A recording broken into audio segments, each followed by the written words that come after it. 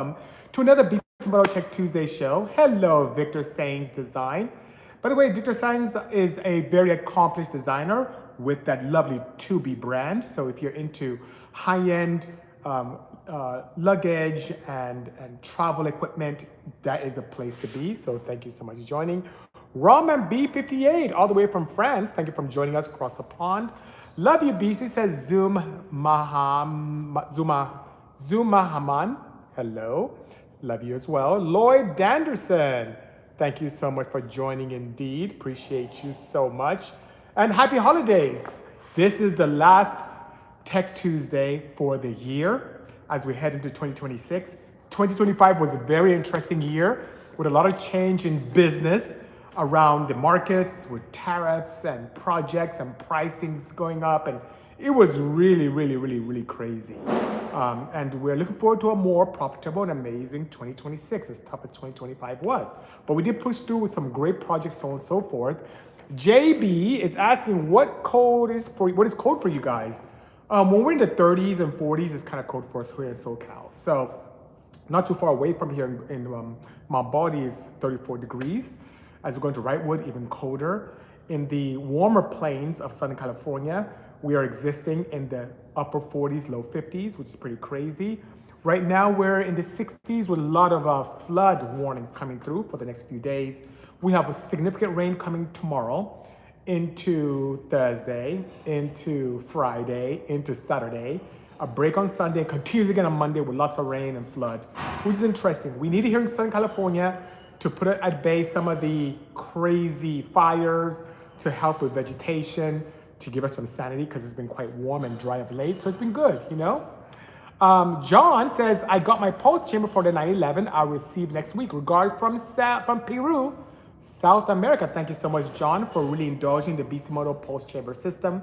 For those of you who don't know what that is a very clever exhaust system that we have for all the G-Bodies air-cooled 3.0 to 3.2 engines. It replaces the very heavy, unconvoluted factory setup, which not only robs horsepower, but doesn't sound very good. This gives you a nice deep tone, almost like a race-inspired tone to it. It's emissions friendly, so you don't have to worry about passing or failing emissions at all.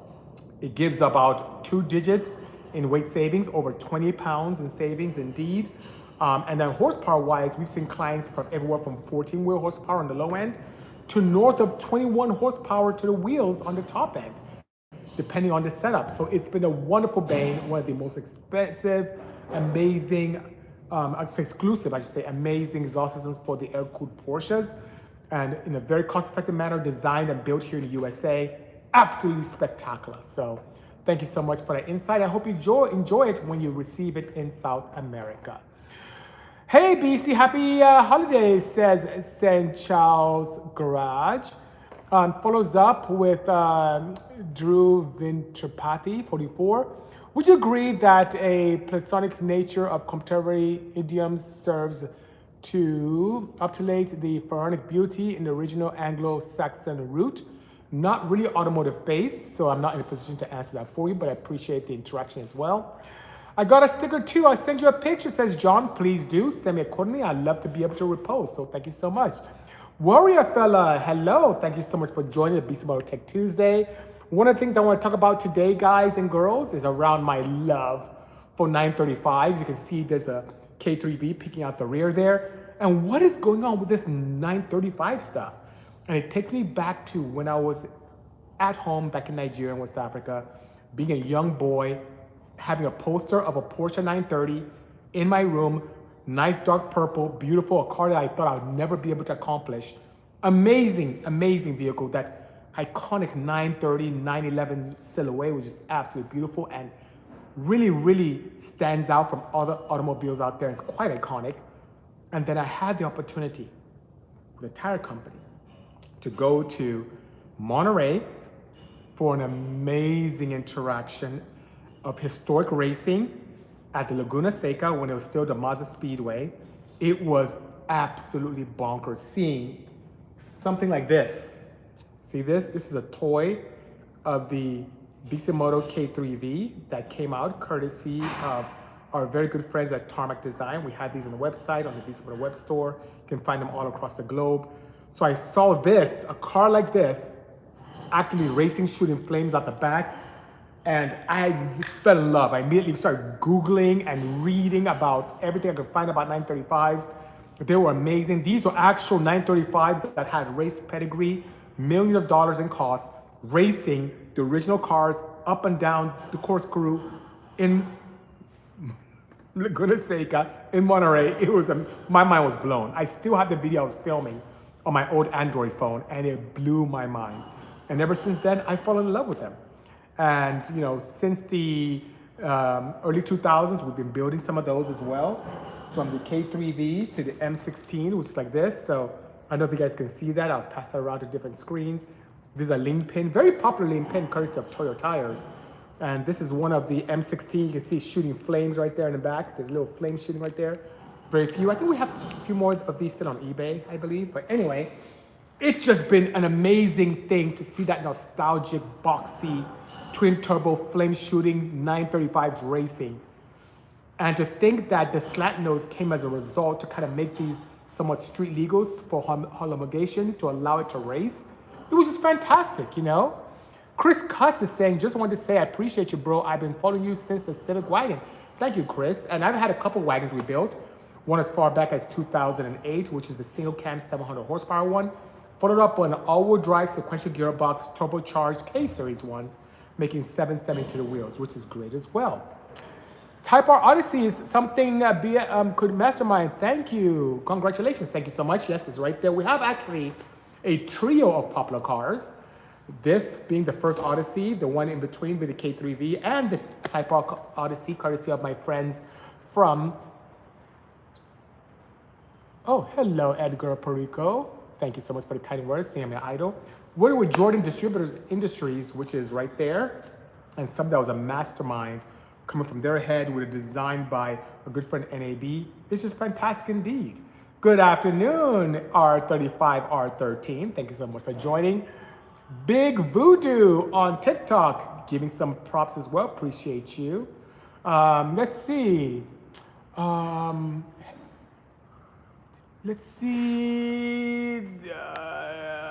Got to remove someone here.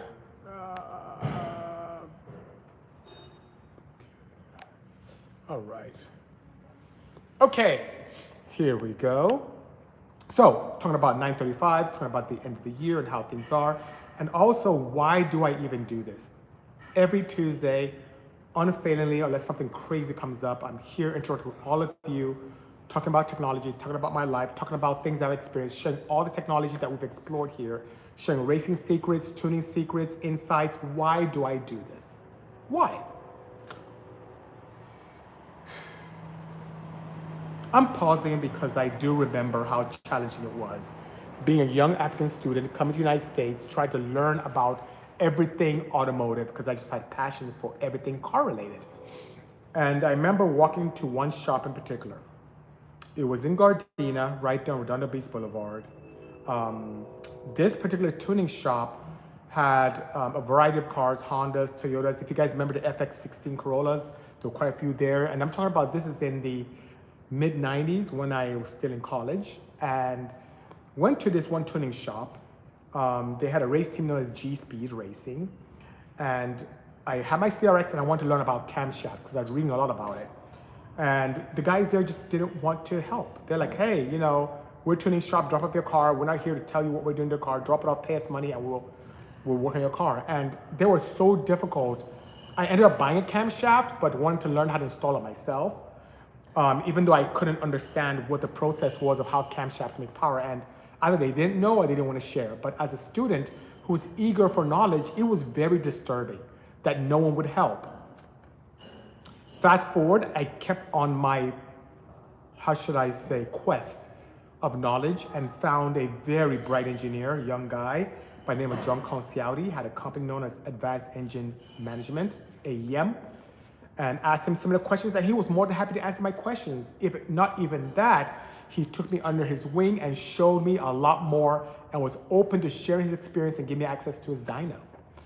Teaching me about carburation from Weber's to side drive Makunis to camshaft designs, to how high compression creates power, what the importance of fuels, caloric content of fuels, atomization of fluids, you name it. And my mind was the sponge, sopping up everything and using my academia towards my passion of racing and motorsports at the time.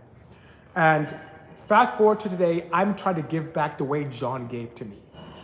Every question I asked, he answered for me. Every insight that he had, he shared. And I'm doing the same thing right now, guys. I'm at the point now where I really desire to share everything I've experienced in the automotive scene so we all can learn from each other and grow. And as I continue to experiment, I'm able to explore more and create more projects, create more technology, and help the entire scene as a whole. And we continue to do great things. Daily Diecast Store says, keep doing what you do. Thank you, sir. The best is yet to come. I was frustrated too, says Restaman642. I was fiending for knowledge, and I'm here to share. Any questions you have, I mean it, guys, whether it's about my personal life, about my trials and tribulations in this country from a business or technology perspective, racing, tuning, exploration, design, you name it, I am here to help. Share your opinion about Marinda. No politics or religion are really being shared here, but thanks so much for asking. Much love to you as well. How do you say your name? Motosauce426. Thank you so much. We got some model cars with your logo slapped on them, says the Diecast Store. Talk about diecast, I have this one that just came out recently. You may have this on site already. This is the Bisimoto K3V, immortalized by Tarmac Works, which we also have on the Bisimoto website, web store, and eBay store as well. We have some more coming with the Vault 935 Kremer, reimagined with a beautiful Martini livery. That should be hitting Q2 of 2026. That's going to be a great one as well. So looking forward to doing that as well. ITB Kevin, my good friend, says, I would say you need to start racing again, but we don't have anywhere to do it here. You're correct. The next race I have scheduled is in February, ideally at the Thermal Racetrack using one of the center seat Porsches that we built years ago. So that being said, I do have the opportunity to do some road racing, but Kevin is right. I started honing my teeth in drag racing, not only in the streets, which I do not condone, that was a very naughty thing for me to do as a teenager, into semi-pro with American Honda, and really touring the entire country with everyone from the Battle of the Imports to NOPI, to NYRA, to IDRC, to even the NHRA Race Sport Compact Circuit, which is pretty nice, you know. Get a diecast of your Odyssey, I'll get it, says Creative Wasan. It exists. As rare as it is, the Bisimoto Odyssey does have a Hot Wheels version that's in the very high-end cargo line. And for me, I really made a big mistake in being able to not take full advantage of the fact that that was a very limited edition. I had a few come in from Mattel, and I was giving them away like just to friends and family and everyone who just asked for it. And then when I thought I could get more, they're like, nope, BC, that was a limited edition, which is quite sad. Oh, Jay Suk, hello, daughter Kylie, good seeing you. Have a safe journey home. Kylie's flying back to the greater LA area from the East Coast. Please have a safe journey. What's behind the van? Says TV Guy. As, let's see, AHCTW is asking, are there two streams? I'll answer in that order posed. Yes, that is a Porsche 935 K3V, the real version of this. So this car, actually facing that way, is right there. So you can see how kind of wing kind of matches. So that's what's back there. And in terms of live streams, I have a myriad of streams going on here live. I do have you here on TikTok, you on Instagram, YouTube Live, and also podcasting networks courtesy of our good friends at Spotify, recording as we speak. John on TikTok is asking, do you still have your CRX? Not anymore. CRX is running after many years though. I was able to part with it eons ago with a very good friend of mine and also my electrician, Eric Serrato, who didn't put a single cam in it, actually put a B series turbo in the CRX. Same livery and everything, kind of updated cage a little bit more, excuse me. And yeah, it's now running. So I don't have it. The only race car of mine that's a proper dry car that I still have in my arsenal is the Bisimoto Insight, which we put together in 2005. So I hope that helps. I wish you all the best, says AHCTW. Thank you for the kind words. Appreciate you indeed. Oh, I am not familiar with this brand. I have not had the opportunity to participate in this Indian company, so please forgive me. I thought it was actually the name of a god in Hindi, so please forgive me for my misspeaking there. But no, I'm not familiar with that brand at all, so don't have some insight. I wish you all the best, say AHCTW. Likewise, cheers, appreciate you indeed. Let's see here. Did it come in white with blue and red decals? No, it did not. No, it did not. Came complete from the manufacturer. G87, 6-man tournament with a CS tune. Thoughts on adding a JB4 piggyback? It depends. Are you boosted? The JB4 is very limiting. I'm a huge fan of full standalones, whether it's something from Motec or even Link. That's the way I go. Piggybacks, as many of you may know, as the name implies, is an opportunity where you have an engine management solution that goes on top of the factory ECU, and in many ways, it is a bit of a spoofer. So some of the early piggybacks that you may think of is something like the Power AFC, even going back to eManage, even some things like the AFC, which is like an additional fuel controller from many of the Japanese companies of yore. And what it does, it will take a signal, let's say a map signal or a map sensor signal, from the sensor into the piggyback. That would then change the signal going back to the ECU and put you in a position where it adds more fuel, which many times changes timing, or even with VTEC crossovers. So it can do many cool things. So let's say that you are, or even your TPS can be intercepted. Let's say that you have a vehicle that has the need for more fuel at full throttle load, which is close to, on a natural aspirated setup, zero pressure, atmospheric pressure, or zero boost into your engine. Of course, atmospherically, we have about 14.7 PSI that we ingest and our engines experience in natural aspiration. So imagine a world where at full throttle, at 0 PSI in your intake, absolute, that you need 10% more fuel. What a piggyback would do is it would take the signal from your throttle position sensor and your map sensor into the module, into the piggyback module. It will see, let's say, I'm gonna use simple numbers here, 4 volts for both.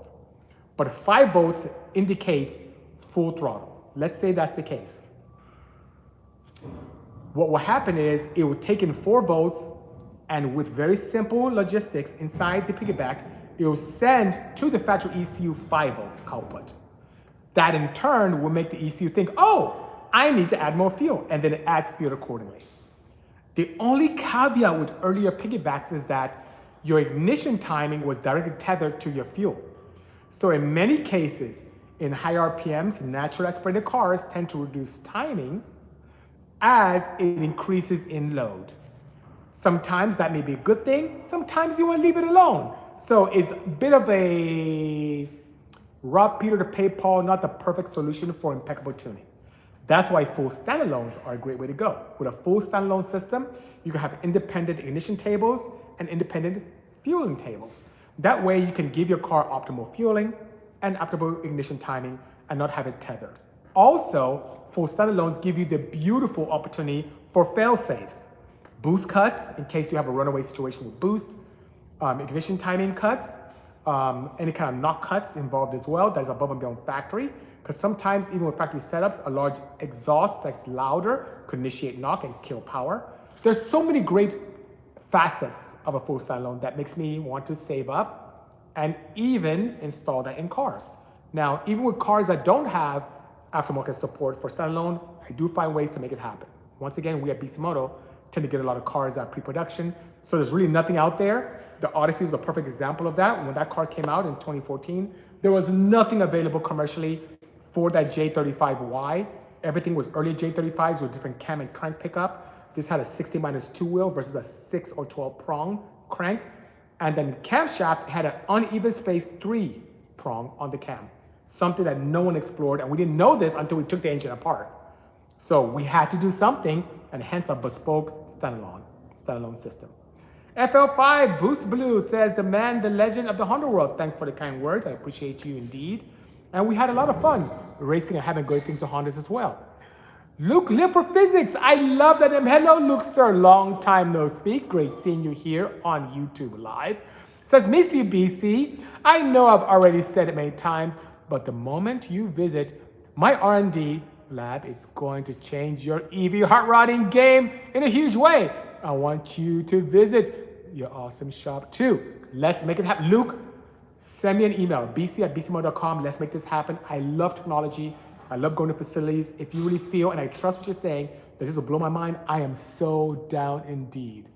I remember when you built your Odyssey, says Restaman642. Yes, as far back as 2013, it was really a lot of work. It took 7 weeks to take this from a very factory Odyssey to a fully built 1,000 horsepower monster. American Honda was a build we did for them internally. It was great indeed, you know.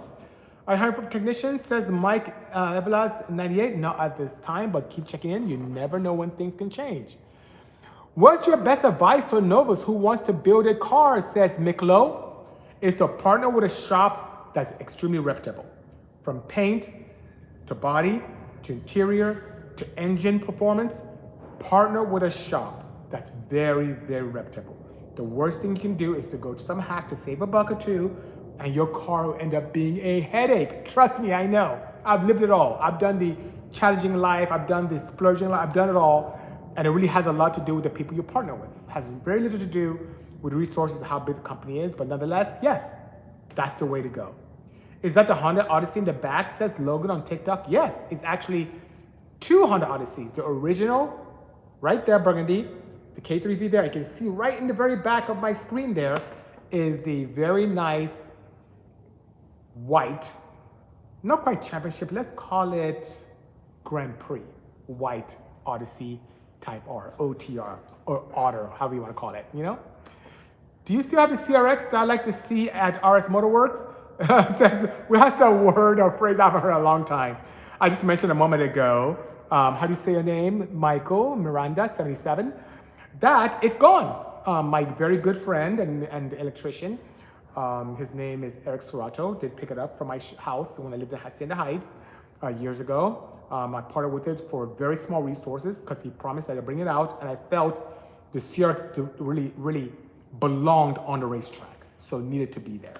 So yeah, that is absolutely, you know, the way to go, indeed. The other question we have here, oh, RS Motorworks, phrase I haven't heard in a long time. I'm going to share a story which I really haven't shared in a very long time, if at all, here on the Bisimoto Tech2sDay, is RS Motorworks. How did that come to be? Very long time ago, when I was still in school and also working on my final thesis in refineries, because I did study chemical engineering. I'm telling you, this is as far back as 92, 93. A very good friend of mine by the name of Richard Salvador and I became friends. Remember the earlier thing I said in our interaction today about G-Speed Racing and the shop in Gardena that wouldn't tell me anything about modifications, but did sell me a camshaft? Well, Richard worked there, and we hit it off, and he actually showed me how to install the camshaft. Without going on a slight tangent too much, that ended up having a big old leak, oil leak, after we installed it because we used the old cam seal that had over 100,000 miles, and it was just leaking, and we had to change the cam seal, and I was good to go, but I digress. Richard and I actually hit it off very nicely. He was a very open-minded individual, loved my inquisitive nature. I loved his ability to kind of figure things out mechanically, and we hit it off. And he taught me a lot, how to install my first clutch, how to do a lot of things in terms of tuning, how to install a head onto a block. So really cool things he learned. And then he loved my creativity and how I loved messing things up and figuring it out and coming up with new solutions. So we hit it off quite nicely. We started off in his garage doing installs. So while I was working at Circuit City, if you guys remember that facility, going to school full-time to study engineering, during any free hours I had, I was at his house in his garage installing clutches and camshafts and doing side work. We ended up making some decent money, getting a lot of bills in his garage, and his wife wasn't going for what we were doing in the garage. It was just a lot of cars. We went from the garage to parking in the driveway to parking in the street. It just got kind of crazy. So we decided to open up a small shop. I had my nickname Bisimoto, but I had zero interest in having a shop. Richard Salvador was his name. Like, hey, you should just be called like RS Motorworks. Just, something cool. Just put in your name, I'll come help when I can. So we opened up the first shop in Carson, California. At the time, we met a young man by the name of Benson out of Orange County who had another gentleman who's a machinist working for him by the name of Mike Coughtry. Mike Coughtry was playing with Honda engines because he knows that people are cracking them in Orange County, and he came up with a concept of sleeving. I thought it was a great concept. Mike's boss thought it was a dumb idea. Don't do that, don't waste time. We're a V8 shop. Don't mess with these stupid gay Hondas. Don't mess with them. But Mike kept pushing through, and I loved it. I hadn't made enough power to crack sleeves, but I understood what he was trying to do. And I really, really encouraged them to keep pushing, even if it's after hours, and I'd love to be able to watch. So I drove from Gardena all the way to Orange County, near Irvine, to go and see his facility, or near Costa Mesa, to review what he was doing. And when he sleeved his first one, because he was so excited about supporting him so much, he gave it to me to put in my D series for the first time. The first Honda block ever sleeved was a D series given to me to put into my engine. And I went to the dyno the first time after building it, and my coolant just intermixed immediately. And why that happened? He bored out the factory sleeves, pressed in ductile iron sleeves, but water was going from around the base of the sleeve into the crankcase. And he said, I know how to solve that. I'm like, maybe you can use some kind of, RTV black. He's like, nope, JB Weld is the best way to go. It'll really give a lot of reliability. And he did it, and that's the beginning of the end. Guys, Mike Coughtry, who's no longer with us, God bless his soul, was someone that through my good friend Richard Salvador, I was able to meet, and I encouraged him to bring that to the market, and hence Honda sleeves were born. That's how Honda sleeves came to be, by a man who's been uncelebrated. There are so many companies from LA Sleeve to Darton to Go Nego doing sleeving that used to be really a military CNC shop. All that came from a very humble machinist in Orange County, Southern California, by the name of Mike Coughtry. And fast forward to today, it's in all high-performance Hondas like the ones next to me here. It's in Odysseys, it's in Porsches, it's in McLarens, you name it. And a lot of that culture came here from Southern California. And I am very honored to even be part of it to a small degree, very small degree. Love your Odyssey, bro, says, how do you say your name? Mir? But thank you so much for sharing that ear on TikTok. Appreciate you indeed. You could get gapped by my midnight, says 5 Pono Stoher. I really doubt it. I have a lot of cool cars here that have some heat. From 1,000 horsepower minivans to really 700 pound-foot of torque of 1 RPM, electric 935s, to twin turbo center seat Porsches, to almost finishing up on a 1,300 horsepower all-wheel drive Neo EP9. I don't know about that. So, you could be joking. Most people, based on my experience, who have fast cars, don't come on live feeds and say that. They just kind of show up, make things happen, and we separate. But just to blindly call someone out on a feed, I've been around the block a couple of times to know that's a little bit of rubbish, but it's okay. How much do you think it'll cost to build a J-Series engine? Asked Logan on TikTok. It depends on how crazy you want to go. If you want to do something that's quite robust, like something in the Odyssey here, that one costs quite a pretty penny because we had only 7 weeks to build it. But if you have the time to properly sleeve a J-Series, whether it's J30, J32, J35, whether it's A or Z or Y, whatever the case may be, sleeving will cost you in about the $2,500 range if you're able to negotiate quite nicely with a local machine shop. Pistons from a company like Trom will put you a little bit close to 1,300 horsepower for something quite straightforward. Something a little more exotic with coatings would push you a little bit closer to north of 1,500. Rods are the part that can be very expensive if you go to a very reputable shop. There are also some cost-effective, reliable options online as well. But most of the rods I've seen for customers have hovered in the same 1,500 range as well. So I'm just saying, if you look at pistons, rods, valve train, sleeving the block, you're looking a little bit north of $6,000, which is not bad. Not bad at all if you really think about what you could really get from that. To put in perspective, some of the Porsches we build for clients, you can find a 930 gearbox or G50 gearbox for $10,000 to $15,000 just for a gearbox. So about half the price of a Porsche gearbox, you can fully build a J-Series engine. And by the way, the J-Series came in Odysseys, they came in Accords. You can find them in wrecking yards quite cost effectively, and they are powerhouses. Don't sleep on those engines. they have a lot of potential. I think we have on Friday a J Series Sandwell coming in, and I won't be surprised if he makes north of 800 horsepower fully built. BC says, MSU, why don't you upload more? I took on my first project in tuning because of you. Thank you so much, MSU15. I appreciate the kind gesture. Want me to post more? I try to post daily. It's so hard. I get pulled in so many directions, not only giving Team Hero direction and working with them as well intimately. I have the painstaking task of, above and beyond being a partner and father, having to deal with a lot of the minutiae that exist in businesses, paperwork, taxes, bills, client interaction, sales, service, design, tuning. It's a lot going on. So it takes me time to pull myself to post. Sometimes when I'm in the gym working out, during my, how should I say, cardio sessions, I post. Super early morning, if I'm getting up and have a little bit of time before I get to work, I post then too. In between client meetings and so on and so forth. It's tough.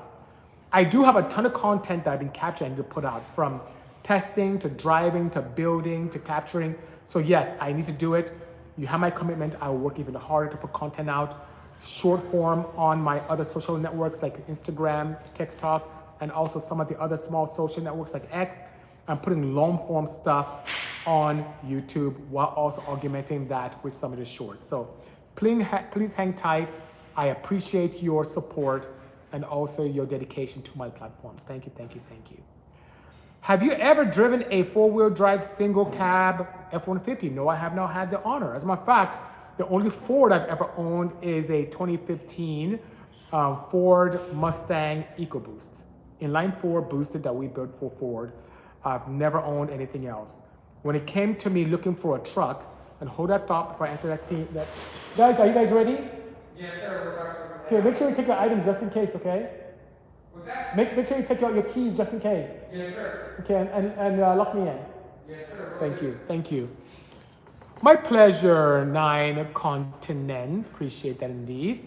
I was gonna make a full point of when I was gonna buy my own truck. This is as far back as 2009. I had the option of having the need for a very utilitarian truck for the shop. And at that point, I really did consider 3 manufacturers at the time, just based on input from my clients, who a lot of them are racers and did a lot of towing. I wanted something that can tow my very long and large 44-foot trailer enclosed with ease, fully loaded.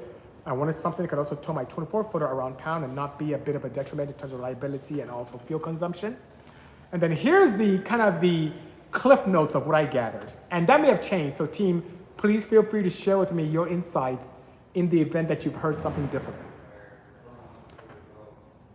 The Chevys, I heard, have amazing gearboxes. I heard that the Allison gearbox is potent and just absolutely magical. Indestructible, very reliable, very, very, very just strong, and just can tow like a horse and give you no issues whatsoever. The Dodges, on the other hand, people say are ugly, have not great gearboxes, but the Cummins engine is a workhorse and can outlast the car. So Chevy's great with gearboxes, but the engines are not so great, but the Allison gearbox is great and people don't really like the look of it. Dodges, people say are ugly, but the gearboxes are not great, but the Cummins is fantastic. The Ford truck, which is a larger 350s, tend to be quite attractive. The interiors are beautiful, look really cool, but have rubbish gearboxes and rubbish engines. So I didn't look at any one of those. And from what I was told is that the perfect combination was a Ford truck, 350, wide body dually, with a Cummins engine and an Allison gearbox. So since that didn't exist, I said, okay, what could I do that could be the second best? I don't mind the look of the Dodge. I kind of like that kind of weird, crazy, large snout. So it looks kind of cool and just rugged to me. The Cummins engine, which is quite important, it can be quite costly if things misbehave, is something that's very important to me. Very reliable, very robust, and quite economical. I can tow and still exist in double digits when even towing a fully loaded 44-footer with a gooseneck setup, huh? But that gearbox sucks, so what could I do? And lucky me, in Huntington Beach, California, at the Ram dealership, I found a 6-speed manual Dodge 3500 truck, dually, white body in white. And it sat on a lot for almost 2 months. The dealer couldn't sell it because people don't like manuals, right? How crazy is that? I found my perfect truck. Low mileage, 2009. In 2009, I found a 2008 truck, so not that old. Absolutely spectacular. White color. Very, like, on the DL, not too flashy. 6-speed manual, tow package, J brake, Cummins engine, everything I wanted, and that's what I ended up with. So I know it was a long answer to a short question if I've ever driven a 4-wheel drive single cab. But yeah, that's my journey with trucks and my lack of a journey with Ford, you know? KRS1 6G says, what's up, BC? We met at Tesla Takeover, which I remember was out in San Luis Obispo. Big fan of your work. Thanks for the inspiration, man. Thank you so much, KRS1 6G. I know that Tesla Takeover has changed quite a bit, especially since they don't have much support from Holly anymore. My friends at Blink Charging were able to support us in going out there and putting up booths and having a good time. The Maradona Inn and the kind of the field next to it was the location. A lot of good support from a lot of people in the EV space.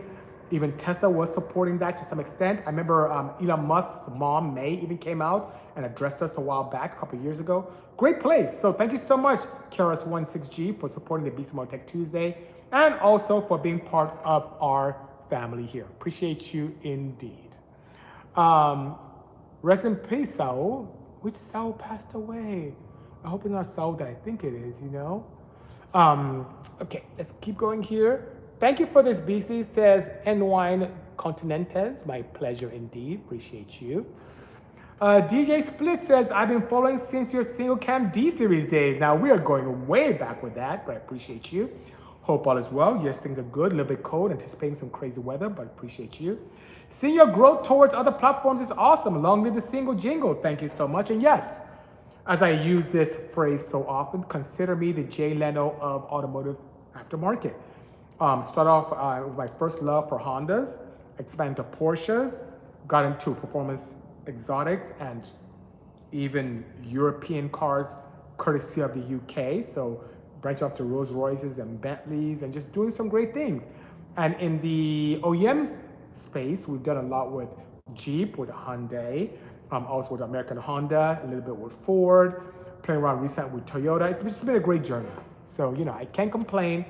But once again, no man is an island. I don't do this by myself. I have a wonderful team that supports me and does some absolutely fantastic things here to boot.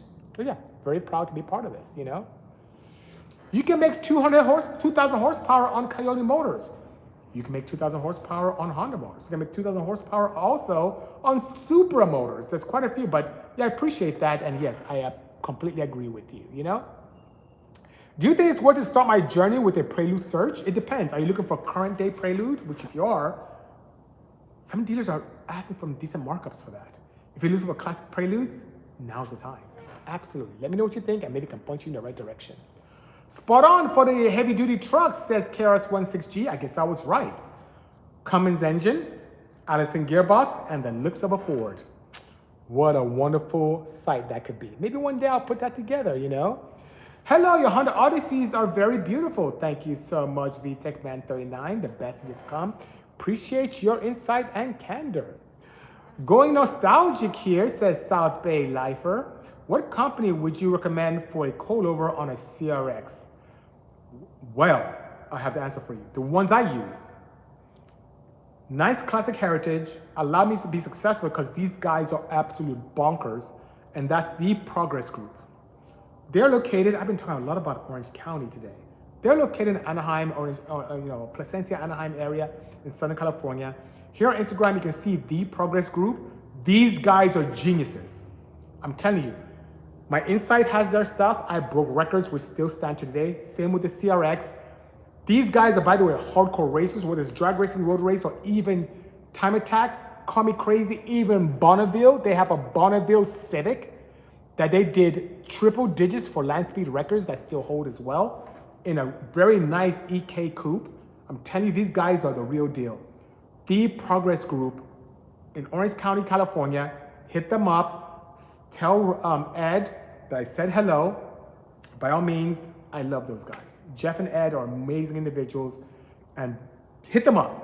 You will not regret it all. And even if you want them to tweak something to your liking, they can make that happen indeed, you know? How do you see this? Cinch House Garage says, hey BC, any advice you have for a K24A build? Goal is 150 horsepower per liter on an E85NA. I bought a ported K20 head from Jay at Solano Performance. I know, light and strong, LOL. There's so much potential. On a K24, you definitely can make north of that. If you want to do 150 horsepower per liter or 85, it's very possible. You do need a proper standalone. You do need head work, which you may already have as well. I don't know what your head flow numbers now are, but I'll really be very curious about that. You definitely want to run pistons. The weak part of that engine are the connecting rods, especially the rod bolts itself. You definitely want to update that. Injector-wise, go with something that's really Bosch related. The EV14 injector spray beautifully. It can do wonderful things for you. Camshafts, you can go through us. Even our friends at Webb have some very beautiful cams that can plug and play for you to make you a ton of power. You want to upgrade your fuel pump. Get an AEM in-tank pump, the E85 compatible ones. You cannot go wrong with that whatsoever. Standalones, I am a big fan of the Link ECUs, which actually slide into the factory enclosure and look factory. So you want to keep that nostalgia look to it. You can do that with full standalone capability. You would do intakes, header, and exhaust, and make that head flow. Go with a nice high flow intake. You can definitely get north of 300 wheel with that equation. You cannot miss it. One thing I will ask you, please don't skimp on, is valve train. Whether you use a SuperTech valve train for that camshaft orchestration, is very important to do that indeed, and go to a very reputable tuner to have your vehicle tuned to perfection. I hope that helps. Do you use a digital distributor on any of your Honda builds? As the one and only 4255. I've used a little bit of a variant of that. Are you familiar with the AEM EPM, or engine position module? That is a device that replaces the distributor, and it's quite clever if you think about it. Can the resolution be much higher? Yes, but it was quite adequate for what we did. I ran single digits drag racing with that with much success. I even have friends that drive locally all the way from what would be considered almost to Rialto to Gardena daily, tens of thousands of miles a year, using that as a daily driver on its accord. So what is this device? It is looks like a hockey puck with wires coming out of it. It has a single pole that can bolt to where the Honda distributor bolted to. It has a similar keyway to where a Honda distributor would go. It has a 24 window disc inside with a Hall sensor to look at said openings in the disc, and a single pulse with another single pole Hall sensor inside as well. So it's 24 around and a single pole inside as well, simulating cam and crank. It sends a digital signal out to your favorite engine management solution, whether it's an AEM, a Motec, Hall Tech, you name it. And it was very, very good at looking very clean and efficient and not having wires stick out, and allows you the ability to run individual coils to have impeccable tuning capability with all the advantage that come with single coils. The great thing about individual coils, like this but this beautiful DA next to me, is you can have excellent spark energy. You know how you have a distributor set up, and inside the distributor, or sometimes externally from the distributor, is a single coil. That single coil has to fire every cylinder in succession with very little time to rest. And coils firing and resting allows for a next cycle that's even more powerful. So coils need rest in between. A distributor system in a 1342, let's say Honda CRX engine, in line 4, will go 1342, 134, continue firing, and just firing 1342, 1342, 134, and never resting. Individual coils can have a coil pack that's just as powerful as a single coil for the distributor, if not more, based on technology. Fire 1 and rest for 3, 4, 2 to fire, and then it fires again. And by the time it's rested and recharged, it just has this amazing spark energy. And that's why when you convert, nothing else changing but just the type of coils, you pick up power. Nothing else changing if you have carburetor setup. You actually run leaner going coil unplug because the spark energy is so amazing. So what you have to do, add appropriate amount of fuel, and then you make even more power. And then take it a step further, individual coils allow you to do individual cylinder timing.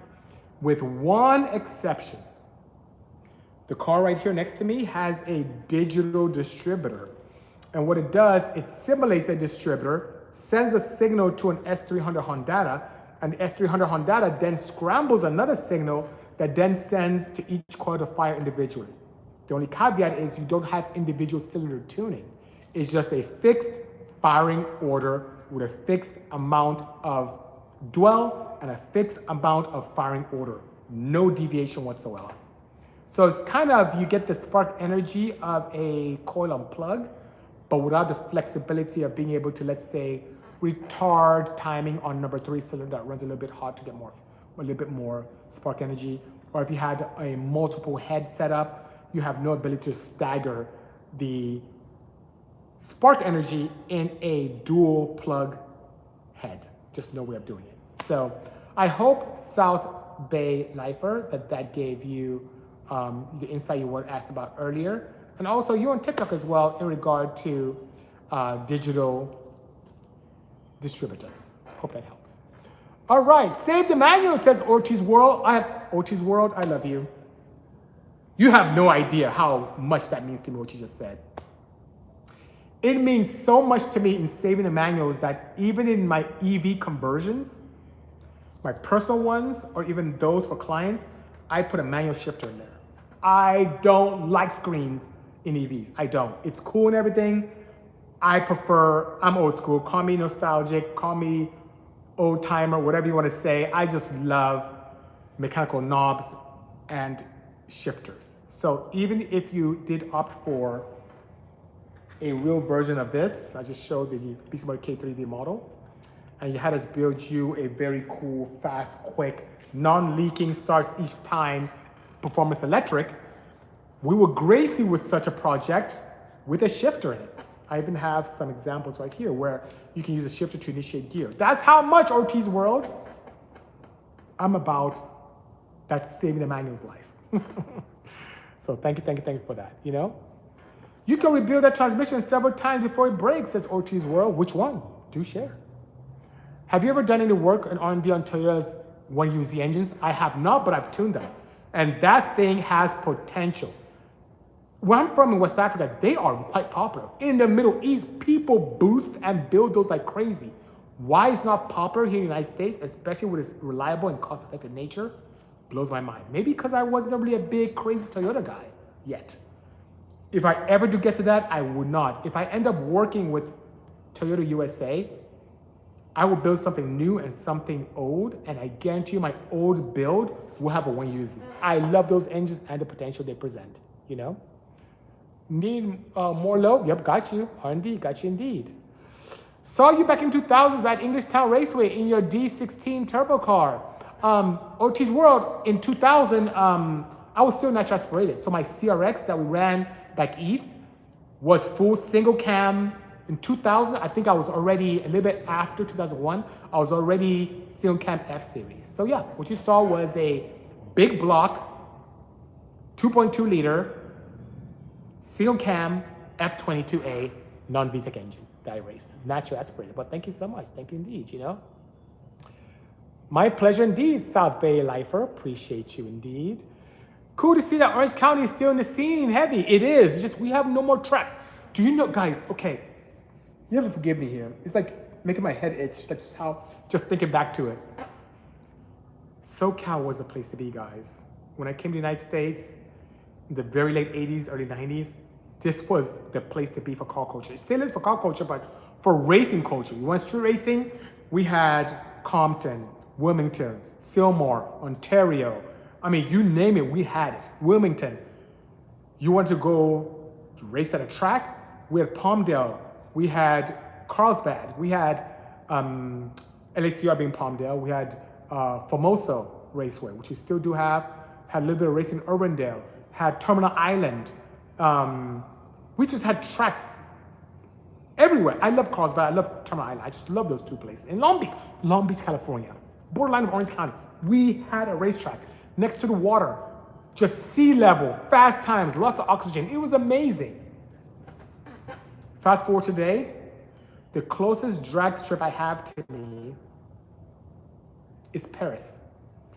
16th of a mile, not 8th mile, not quarter mile, a 16th, half of an 8th mile. You just launch it like, okay, shut down. That wasn't fun. You go a bit further, you go to Verona, which is like off-roading to get there, off-roading to get back to the pit, which is not very conducive either. You want quarter mile? Once in a blue moon when Pomona's open. Pomona used to be open to us every weekend as Test and Tune until people who moved to Laverne complained and got the city to put a damper on our racing ability. Go figure, you know that you're buying a house next to a racetrack. You get a good price because it's next to a racetrack. Then you complain that there's a racetrack there. I think the same thing is happening in Willow Springs right now, where people move next to a racetrack but complain that the racetrack is there. It's so silly. It's like moving to an airport and complaining the airport is there. You literally bought a house under runway 13 and you're complaining that it's there. Anyway, I digress. Fast forward today, Pomona's only there occasionally. I think the last time I raced in Pomona was at the earlier this year for Fuel Fest, and I was in an electric car that didn't make much sound. Prior to that, it was there for the Motor Trend Power Tour, which I also raced in an electric car, it didn't make much sound. But if you want to do any kind of decent quarter mile, you have to go all the way to Famoso Raceway in Bakersfield, which is 2 hours away for us. It's crazy. So Kevin, you're right. We have no tracks here. It's just so annoying. It's so ridiculous, you know? Anyway. Bisimoto, my friend, says Big Elmer, Uncle, how are you, Elmer? Fellow racer and also big Bisimoto supporter. I'm doing great, Uncle. Hopefully you're doing great. Great day to you as well. R35, R13. Appreciate you indeed. Happy holidays to you, Giovanni Oil City. Thank you so much. The Dodge truck with the Dale. Yep, that is correct. New Jersey has no trucks left. You're kidding me, Ortiz. Are you kidding me? The East Coast was the best. Not only are people hardcore enthusiasts, like these guys are good drivers, strict disciplinarians when it comes to getting their cars together, where they move and they look good. One thing about us in LA, we love going fast, but we didn't care how our cars looked. On the East Coast, they are, how should I say, show and go. They look good and they go. And you know, it's a very famous saying, at least in our circles, that a show car can't necessarily be a race car, but a race car can definitely be a show car. I'm telling you, the guys East Coast, with the exception of the Bergenholtz out here and some of the few stragglers here and there, their cars look good, and we just want to go fast. We can have a crap-ass paint job and wheels that don't match, but we haul ass, right? Anyway, so it's good. Bisimoto Living Legend says Ace FR8SF. Thank you so much for sharing that on YouTube Live. Appreciate you. Thank you, Kate and Maxwell. Appreciate the kind words. Perfect example of why I want to live in Japan again. Racetracks are dying in America, and they are. Silver Skyline. It's so weird. If you go to all the tracks, Long Beach, Irwindale,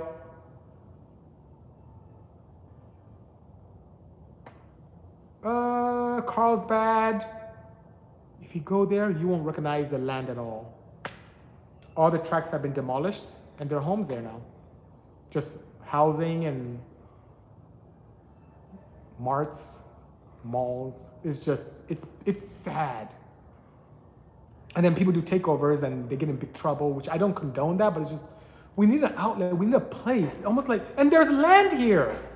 You go towards Palmdale, there's land everywhere. You go towards the Inland Empire, there's land everywhere, but there's no tracks for us. It's really sad. It's really sad, you know? King Crunk, you're absolutely correct. It's sad indeed, you know? Rob J. Thies says exhaust shop recommendations in IE for custom mid-pipe, resonator delete, and open sound output a bit more. Yes, it would, and we can do that here. We have a lot of fabrication here. We can definitely help you with a mid-pipe. Very easy, no problem whatsoever. And if you want to attenuate, there's an amazing attenuation device that exists to all of us that many of us don't take advantage of, and it's the ground. On my Odyssey right there, I have my pipe pointing downwards, and it does a great job in attenuating and absorbing some of the sound coming out of my engine itself. So yes, kindly give us a call here at Bisimoto, or write to us at sales@bisimoto.com, Rob, and we can get you going here in the Inland Empire, by all means. No more New Jersey air tracks, is Hankish. Yes, so I heard. It's really sad. Otis World, my pleasure indeed. It's really, really sad about the tracks in New Jersey. Really sad indeed. Well, guys, can you believe it's been pretty much an hour? And I appreciate all of you guys. Thank you so much for really joining me on this Bisimoto Tech Tuesday, especially this very last one of the year. I guess next time I'll be speaking to many of you will be next year in 2026, which should be exciting. We'll be starting up early in the year with some great technology opportunities and prospects. And you know, guys, never give up what you're doing. We're not giving up here at Bisimoto. The team and I continue to push the envelope in terms of technology. I will promise to do more in terms of capturing and putting content here for all of you to enjoy with me and see all the fun stuff we have going on here at the office. But in the meantime, guys, have a pleasant afternoon. For those of you in the tri-state area, stay cool and also dry because it's gonna be really crazy cold. Stay a little cooler by warming yourself up, and it should be good. And guys, just take care and stay safe. Love all of you. Look forward to seeing you next year. Have a good one. Cheers. Bye-bye.